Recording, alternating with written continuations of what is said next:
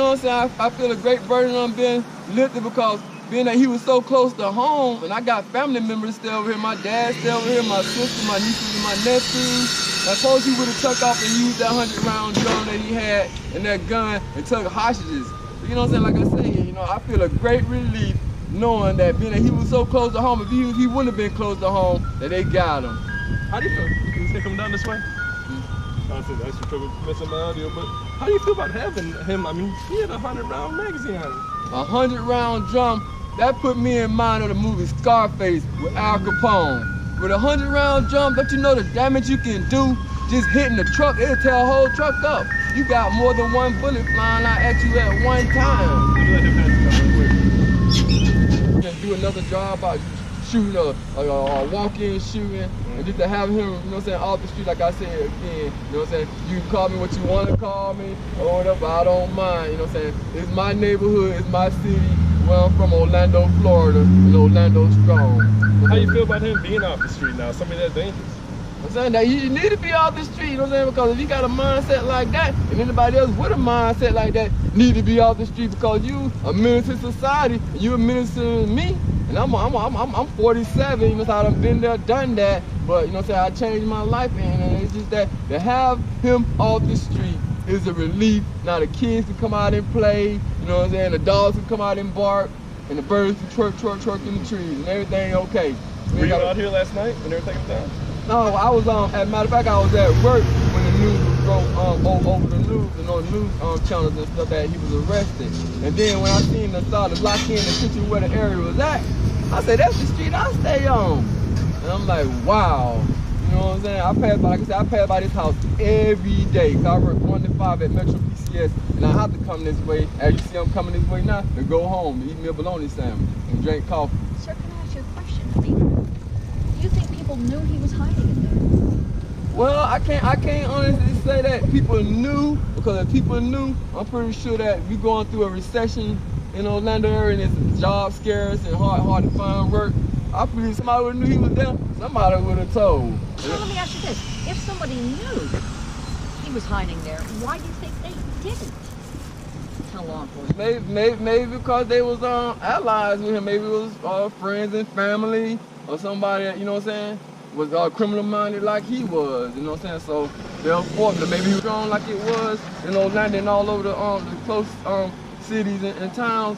Somebody knew he was here because somebody had to bring him here. Well, if somebody knew, why didn't they turn him in? Because they didn't want to turn him in because they was down with whatever he was doing. They probably, you know, egging him on and pushing him on, you know, because it was like they criminal minded like he is.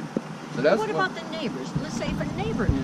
If the neighbors knew, this is a neighborhood watch area. You got signs posted up around here saying neighborhood watch. Somebody would have told. And these people that stay next door, these are law-abiding citizens. I believe they would, and they got kids that stay here, little kids. I believe they would have knew, they would have said something. So nobody didn't know but the people that was aiding him in his activity. So you think he was hiding good? Yeah, he was ducked out.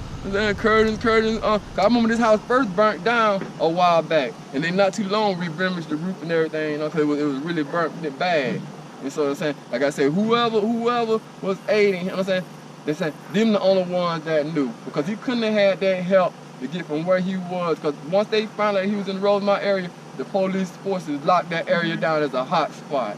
You know what I'm saying? And then being that he ended up over here, I don't think he walked over here. I don't think he caught the city bus over here. So somebody brought him here. After all that, what do you think he ends up here after 9 days and 10 searches and right near your neck of the woods? Well, this is the area that he's from. He's from Carver Shores, you know what I'm saying? I know him, you know what I'm saying? You know what I'm saying? So this is the area that he's from, and from my understanding, he have family members over here, you know what I'm saying? So that's how he you know, people know where he was at. Family members and friends. You're saying you really feel strongly folks on the street did not know he was there? No, I'm saying I feel strongly that nobody in this neighborhood knew he was there. You got mothers out here on EBT, on WIC, can't buy diapers for their babies, and people out here looking for jobs, going to the labor pool. Believe me, if somebody would have knew that he was in this house so close to their homes, they would have told. And y'all can call me a snitch or whatever y'all want to call me. But hey, if it was your family member and it was in your household that your family member that got shot, who you want somebody to tell you know what I'm saying, give some kind of information. So think about that. Call it snitching with a, snitching is when you just plain not going to the courthouse or the police, just telling. That's snitching. But when it comes down to this situation right here, that is not snitching. Because you could have very well took somebody over here hostage. It could have been one of your family members and had a standoff. Then how would you have felt? Would you felt it was snitching then? Yeah, is that a scary thought that it could have gone a lot worse for all these people here? 100, like I said, 100 round drums. You know what I'm saying? Imagine if you got an M16. That's dangerous itself and enough firepower. But 100 round drums, that means a barrel up under the you know what I'm saying, the pistol with 100 rounds in it. That as soon as you match the trigger, it's coming at you. It ain't stopping. You see what I'm saying? 100 round drums. You hit something with 100 round drums, that's gonna rip you up like chopping up hamburger meat with a meat beater. So you're saying all the neighbors had reason to turn them in? They had reason because this might not, people tend to think that this is a high crime area. You know what I'm saying? Which is crime in every area that you go in, but actually this is a good neighborhood. You know what I'm saying? It's trouble everywhere you go, and from time to time there's gonna be trouble over here. But these people right here, they've been staying here ever since I was a little boy. I used to mow these people grass, so I know these law-abiding citizens. You know what I'm saying? And the other people over here just as well, law-abiding citizens. Somebody would have said something. They got kids that come out and play in the yard, they play basketball on that goal right there. You see what I'm saying? And you got a man with a 100 round drum and a Glock in this house that done been labeled what you call it, a high armed and dangerous. Yeah, somebody would have said something. And you drove by here, or you rode by here yesterday? I ride by here every day. Yesterday I went to work at Metro PCS at 1. I got off at 5, and I had to come by here to go home. I went on my lunch break at 3, and came by here again to go home to eat and drink coffee, came back.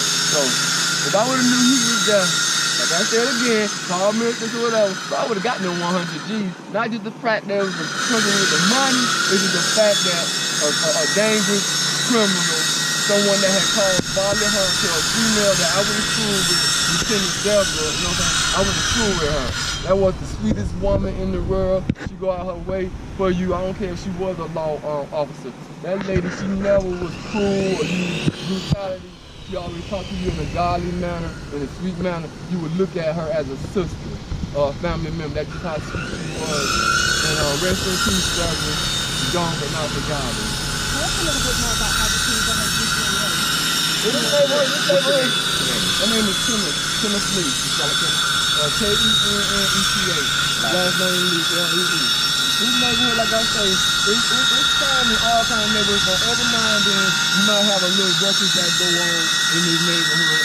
But that's if you look on the news and look at me, it's crime going in all other neighborhoods too. You see what I'm saying? So like I said, you know, it could have very well been anywhere else, but to be so close to home, a place that I call home, a place that I was raised in since I was like 6 years old, this neighborhood is called Shores.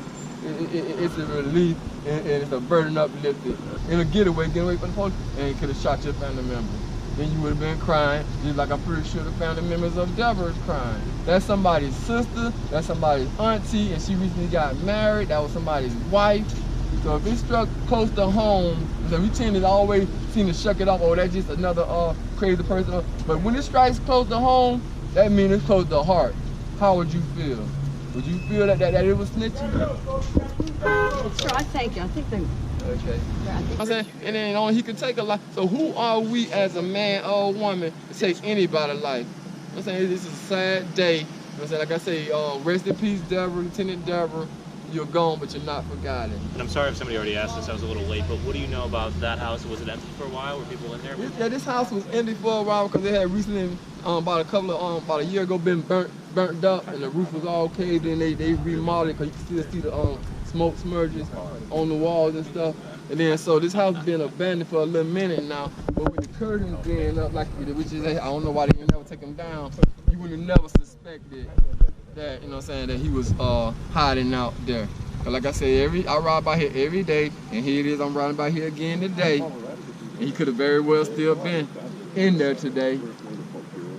And I wouldn't have never known. Does that scare you? Yeah, it's scary. Yeah, it's scary because like I say, 100 round drum and a 9mm Glock. Both of them are semi-automatic pistols that can do damage. Yeah, it's scary. Like Freddy Krueger and Jason and Michael Myers in my neighborhood. You know what I'm saying? Did you ever see him? You said you come down, you ride down this I ride every down day. here. I ride down here every day because I stay 9 houses down. You know what I'm saying? From here on the same side of the street. So I come by here every day. I got to be to work at 1 at Metro PCS.